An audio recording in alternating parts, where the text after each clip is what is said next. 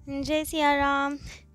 तो जैसे कि आजकल हम अपने प्यारे कथा रसिक को ब्रिज यात्रा करवा रहे हैं, श्रीनाथ जी के प्यारे प्यारे भक्तों की अष्टछाप कवियों का चरित्र श्रवण करा रहे हैं। परंतु धामों में अंतर नहीं, वृंदावन अयोध्या जी सब एक समान ही है, सबकी महिमा भी एक समान है। परंतु जो राम जी वाले हैं उन्हें अयोध्या जी से प्रेम तो विशेष होता है। क्या करें, अब हमारा भी कुछ वही हाल है।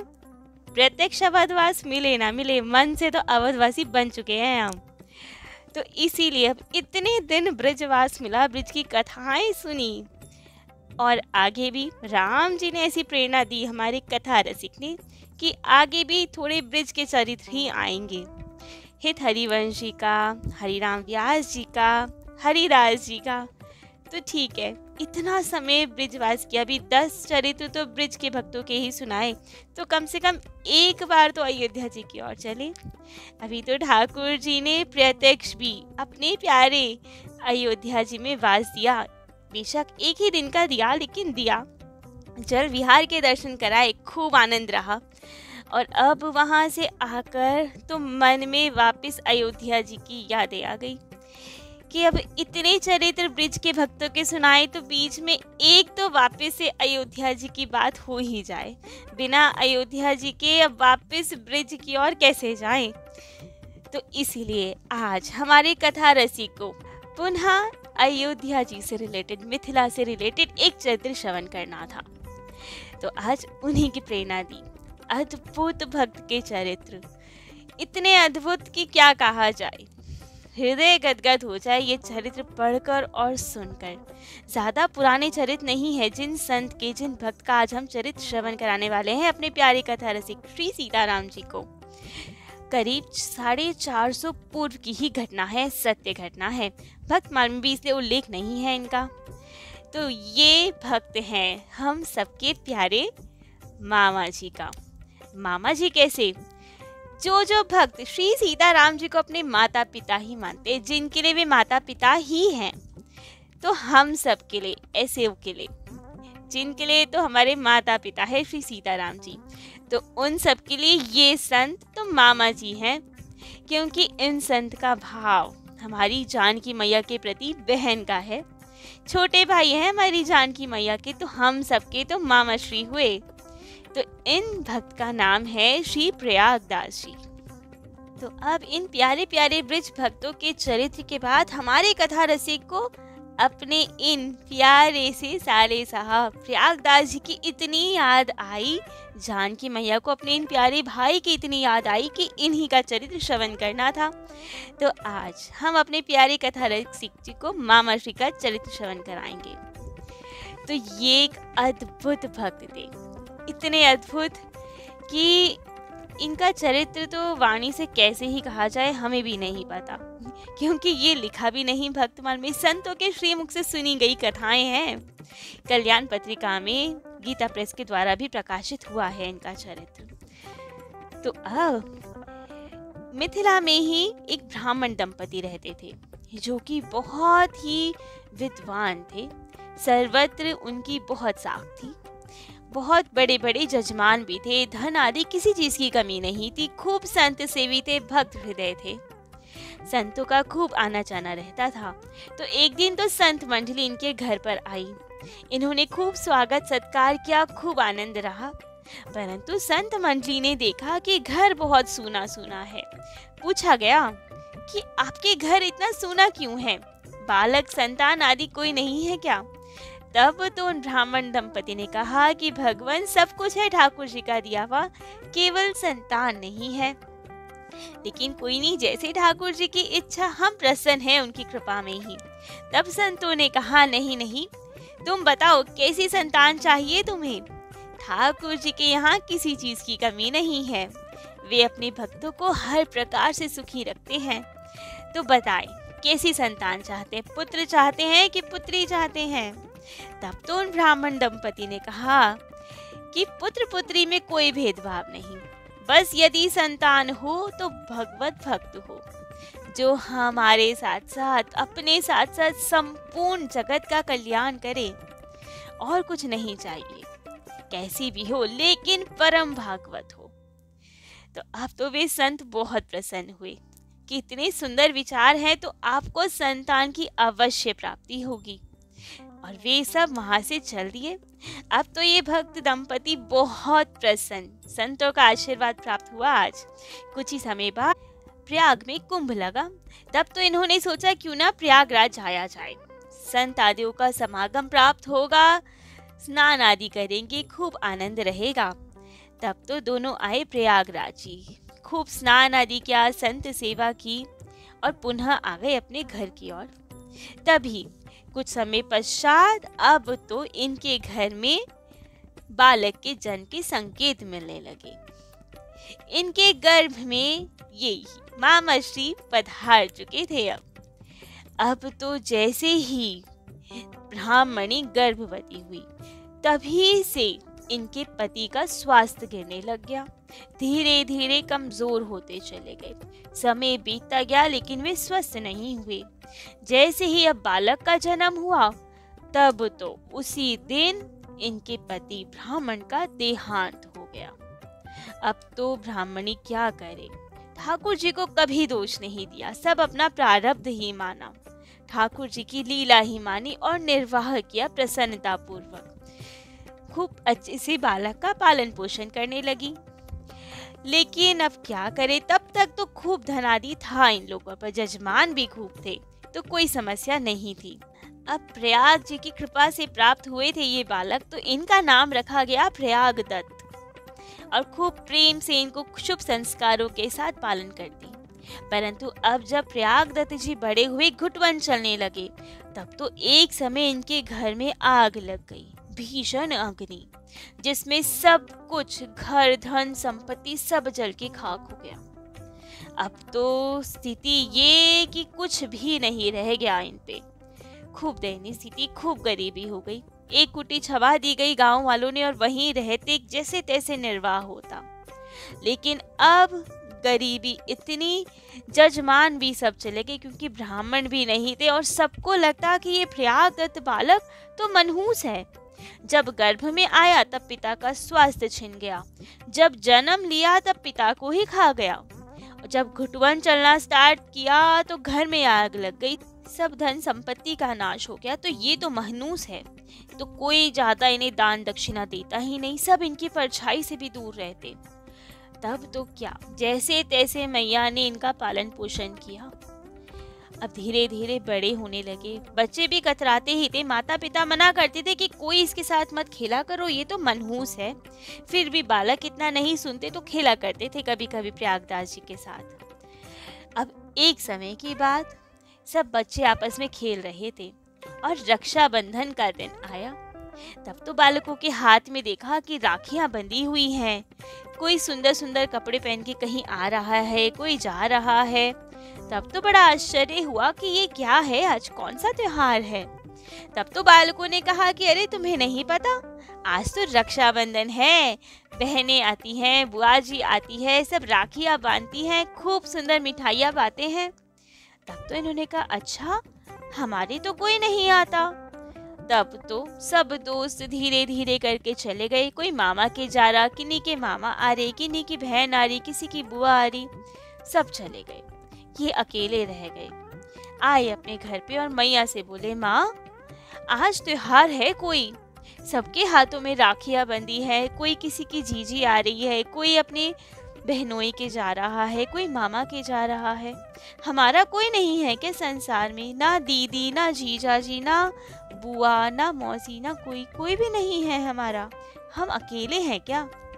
तब तो मैया को बहुत दुख हुआ क्योंकि वे भी अपने माता पिता की अकेले संतान थी, तो कोई भाई आदि नहीं थे उनके, और ऐसे ही इनके पति वे भी अकेले संतान थे, तो इनकी ना तो कोई बुआ थी, ना कोई मामा थे, ना ही कोई बहन थे। तो अब मैया ने कहा हाँ पुत्र हम ही हैं। तब तो प्रयागदास जी बहुत रोए कि ये तो बहुत अनुचित बात है, सबके कोई ना कोई होता है, सबके हाथों में राखियां बंधी, हमारा कोई नहीं है, हमारी कलाई तो सूनी है, हमारे यहाँ कोई नहीं आता, हम किसी के यहाँ नहीं जाते, हमें भी राखी बंधवानी है, हमें भी दीदी चाहिए एक। तब तो मैया क्या कहें, बहुत दुखी, प्रयागदास जी रोए जाए कि हमारा कोई नहीं है संसार में।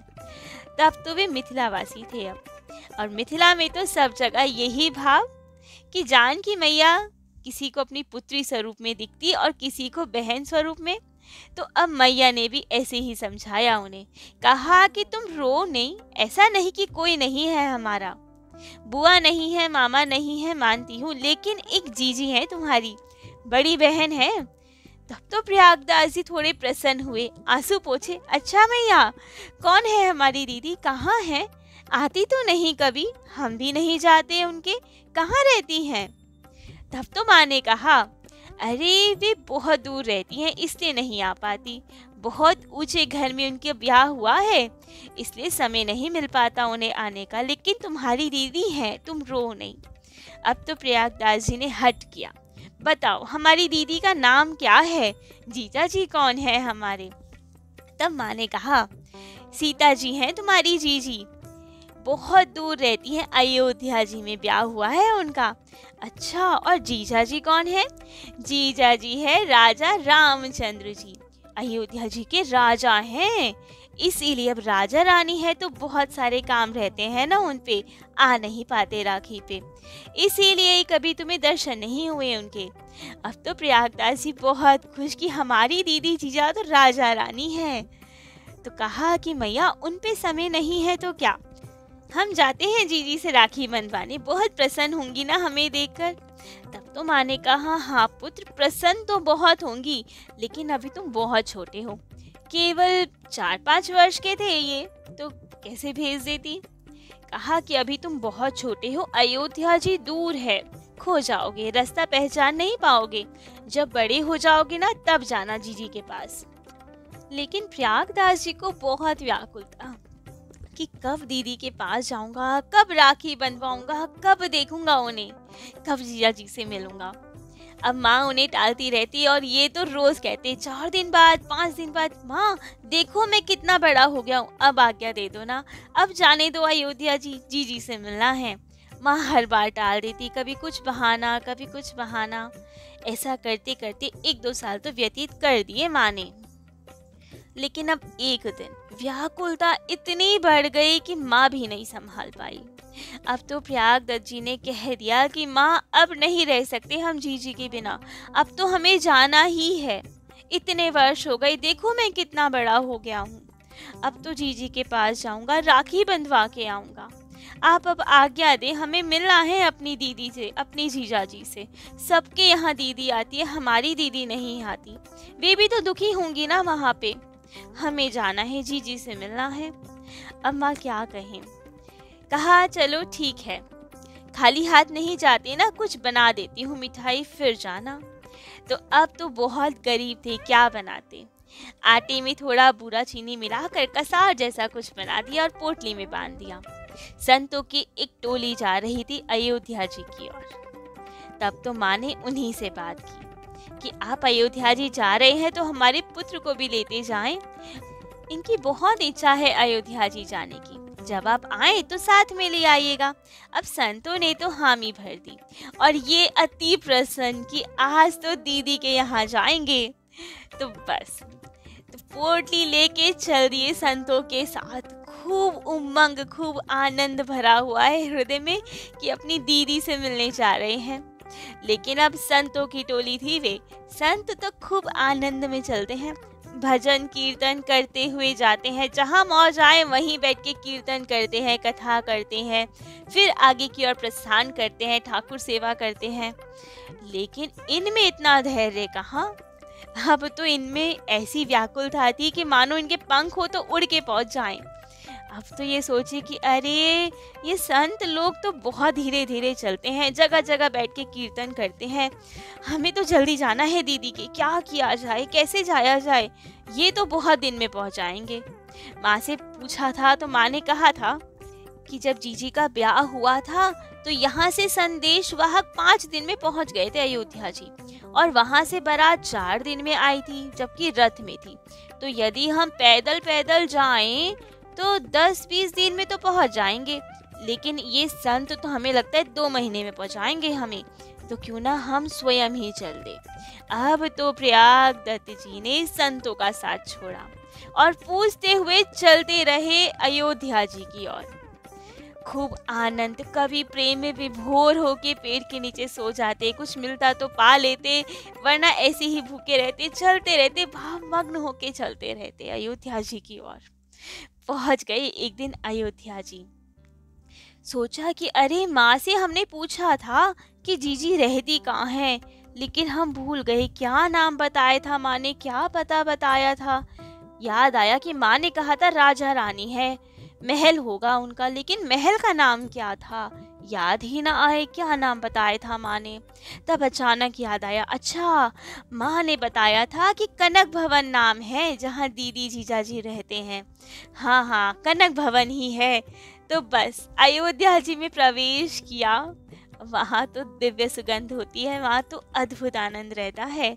अयोध्या जी तो दिव्य नगरी, वहाँ तो वैसे ही प्रवेश करते ही हृदय में अलग उत्साह, अलग प्रसन्नता छा जाती है। वही सब इनके हृदय में, और प्रसन्नता तो दीदी जीजाजी से मिलने की भी थी। तो बस अब तो चल दिए, पूछते हुए जा रहे हैं हमारी दीदी जीजाजी कहाँ है, कहाँ रहते हैं। अब कोई समझ ही ना पाए ये किन के बारे में पूछ रहे हैं। तब बताते, अरे यहाँ के राजा हैं हमारे जीजाजी। अब किसी को लगता कि बालक है, ऐसे ही कुछ मस्ती मजाक करते हुए जा रहे हैं, कोई सीरियस नहीं लेता उन्हें। तब इन्होंने एक से पूछा कि अच्छा हमारे दीदी जीजाजी ना कनक भवन में रहते हैं, कनक भवन कहाँ है। तब तो उन्होंने बताया कि वो रहा बड़ा सुंदर, सबसे ऊंचा सुंदर सा मंदिर, कनक भवन। तब तो दौड़ते हुए कनक भवन के अंदर इन्होंने प्रवेश किया। दिव्य कनक भवन पहुंचे, वहां पे हर और देख रहे हैं कि क्या सुंदर महल है, यहाँ रहती है मेरी दीदी। खूब आनंद रहा, लेकिन कहीं दिखाई नहीं दी इन्हें दीदी। तो वहां अब जो पुजारी जी थे उनके पास पहुंचे, प्रणाम आदि किया और फिर पूछा कि हमारी दीदी जीजाजी कहाँ हैं, हम उनसे मिलने आए हैं, यहीं रहते हैं वे महल में। पुजारी जी ने कहा, अच्छा क्या नाम है आपकी दीदी जीजाजी का। तब तो बताया, दीदी का नाम है सीता और जीजा जी है राजा रामचंद्र जी। अच्छा, तो अब उन्होंने कनक भवन बिहारी जी सरकार की ओर इशारा किया, कहा ये रहे तुम्हारे दीदी जीजा जी। तब तो उन्होंने दर्शन किया, प्रणाम किया और मुंह बना के कहा, नहीं नहीं, भगवान जी के दर्शन नहीं करने, हम तो अपनी दीदी जीजा जी से मिलने आए हैं। वे राजा रानी है यहाँ के, सिया राम जी, उनके दर्शन करने हैं। पुजारी जी ने कहा, हाँ हाँ भाई, यही तो है वे। इन्होंने कहा, नहीं नहीं, ये नहीं है, साक्षात ये तो मूर्ति है ना, मूर्ति नहीं चाहिए हमें, कोई शिव विग्रह के दर्शन नहीं करने, सच्ची में मेरी दीदी जीजाजी हैं, राखी बंधवाने आया हूँ मैं उनसे। माँ ने कहा है बहुत सुंदर है वे, अपने हृदय से लगा लेंगी मुझे आते ही। तो उन दीदी जीजाजी के बारे में पूछ रहा हूँ, कहाँ है वे। अब पुजारी जी या कोई और भक्तजन कितना ही भाव समझ पाएंगे इनका। उनके लिए तो कनक भवन के सरकार जी, ठाकुर जी साक्षात तो हैं, इसमें कोई संदेह नहीं है, वे साक्षात हैं। लेकिन ये जो मामा जी हैं, प्रयाग दत्त जी, इनकी भावस्थिति इतनी अलौकिक कि इन्हें और साक्षात चाहिए जो इनको दौड़कर अपने हृदय से लगा पाए। ये चाहे तो उसी क्षण श्री विग्रह में से भी आ जाते, लेकिन इन्हें तसल्ली उनसे नहीं, इन्हें तो अपने जैसी ही बहन चाहिए जो अभी आए रोते हुए इन्हें अपने हृदय से लगाए, राखी बांधे। लेकिन अब सबके समक्ष ठाकुर जी कैसे आ जाएं? वहाँ साक्षात तो विराजित हैं, लेकिन सबके समक्ष ऐसे तो नहीं आ सकते, मर्यादा से बंधे हुए हैं। अब ये तो रोते रहे कि नहीं नहीं, ये नहीं चाहिए, हमारे दीदी जीजा जी कहाँ हैं। तो अब जब कहीं पता नहीं मिला तो आ गए कनक भवन से बाहर, गलियों गलियों में ढूंढ रहे हैं, आवाज़ लगा रहे हैं, दीदी जीजा जी कहाँ है मेरे, सबसे पूछ रहे हैं। कोई उन्हें पागल समझता है, कोई क्या क्या बोलता है, इन्हें कोई परवाह नहीं। हर एक घर में, हर एक अयोध्या जी की गलियों में जा रहे हैं, ढूंढ रहे हैं मेरे दीदी जीजा जी कहाँ हैं। बहुत रो रहे हैं, कुछ दिन बीत गए, कुछ नहीं पा रहे। हमें नहीं पाना कुछ, दीदी जीजा जी तो मिल नहीं रहे हैं। माँ ने कहा था जाते ही दीदी आएंगी, हृदय से लगाएंगी, राखी बांधेंगी, लेकिन दीदी हमारी कोई सुध नहीं ले रही है। बहुत दुखी। अब तो रोते रोते आ गए सीता कुंड की तरफ। वहीं बैठे हैं, खूब रो रहे हैं। कभी कभी उल्हाना भी दे रहे हैं कि कैसी दीदी है बताओ, कोई सुधि नहीं ले रही अपने भाई की, बिल्कुल परवाह नहीं, वहाँ तो नहीं आती और हम यहाँ आए ससुराल में उनके तो भी हमारा ध्यान नहीं रख रही। लेकिन खूब रो रहे हैं, अपनी दीदी के लिए व्याकुल हैं आज। और जब व्याकुलता बहुत बढ़ गई, अब तो हमारे सीताराम जी, हमारे प्यारे श्री सीताराम जी कैसे ही सहें, करुणा निधान है वे। हमारी जानकी मैया करुणामयी है, राम जी से भी ज्यादा करुणा है उनके हृदय में। तो इतनी देर नहीं तड़पा सकती किसी को। उनका मन भी व्याकुल हो गया। अब तो निश्चय कर लिया जाना है अपने भाई के पास। तो अब एक दिन रात्रि में, अब ये तो बैठे थे व्याकुल हालत में, आंखों में अश्रु भरे हुए, थोड़ी थोड़ी मूर्छा सी आ रही है, अपनी बहन के लिए व्याकुल है, भूख प्यास से व्यथित है। और यहाँ अचानक इन्हें अब ढोल नगाड़ों की आवाज आने लगी।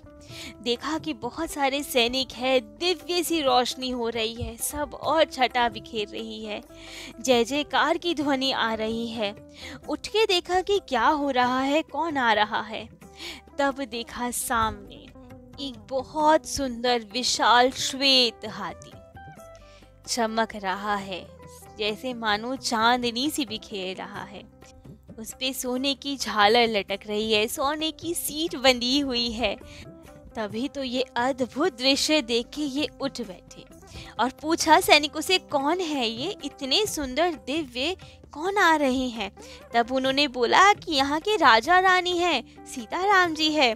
तब तो ये अति प्रसन्न, अच्छा हमारे दीदी जीजा जी हैं ये तो।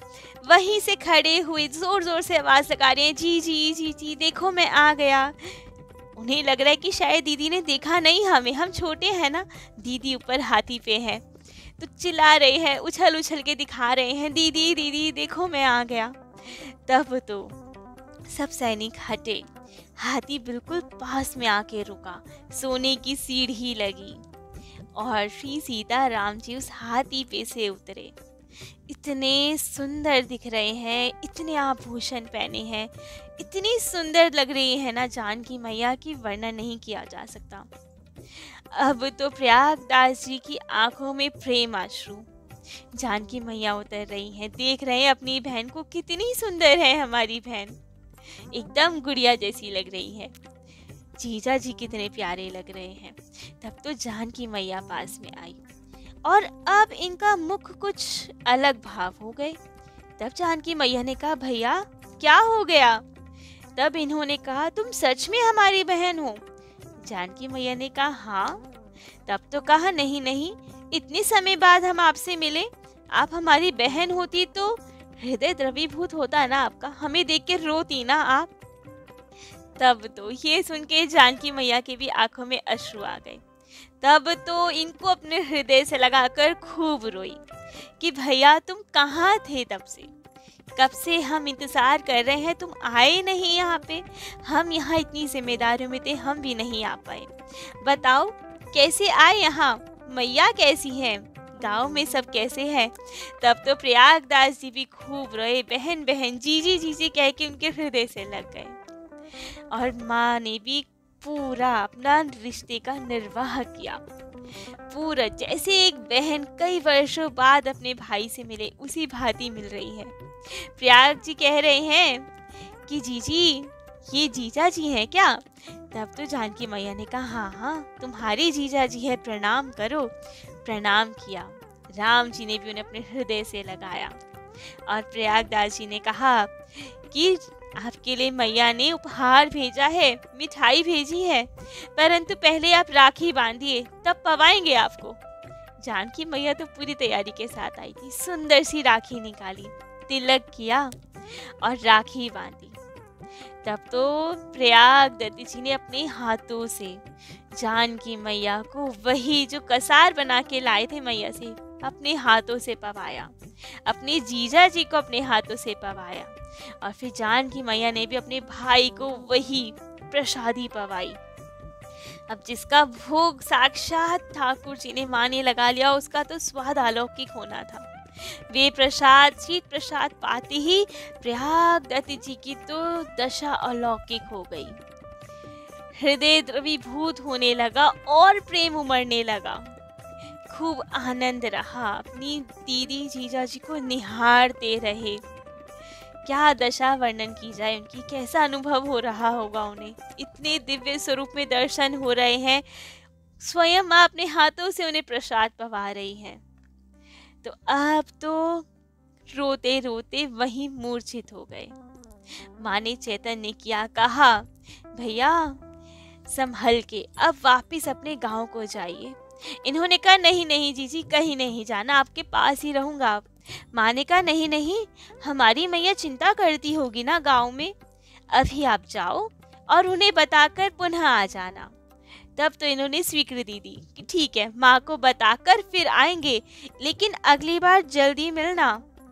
बहुत देर लगाई आप लोगों ने, कब से ढूंढ रहे हैं, 1 हफ्ता हो गया हमें आपको खोजते खोजते, किसी को पता ही नहीं है आपके बारे में। तब माँ ने कहा, ये संसारिक लोगों को नहीं पता होता हमारे बारे में, कुछ लोग ही जानते हैं हम कहाँ रहते हैं, वरना सब परेशान करते ना, इसलिए सबके बीच नहीं रहते हम।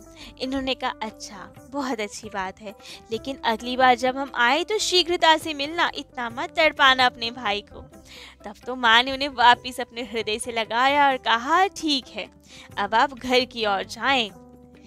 तब तो अब सीता राम जी पुनः हाथी पे सवार हुए और चल दिए, और इन्हें भी अब मूर्छा सी आ गई, प्रेम अश्रु बहने लगे। और उसी दिव्य भाव में, उसी दर्शनों को, उनके स्पर्श, उनके प्रसाद के स्वाद, उन्हीं सब का चिंतन करते करते वही रात्रि व्यतीत की। तो आज प्रयाग दत्त जी हमारे प्यारे मामा जी को तो इन्हीं भाव में रहने देते हैं। आगे क्या हुआ, कैसे अपने घर गए, पुनः आए अयोध्या जी या नहीं आए, ये सब हम अपने प्यारे कथा रसिक श्री सीताराम जी को कल श्रवण कराएंगे। आज के लिए इतना ही। जय जय श्री सीताराम।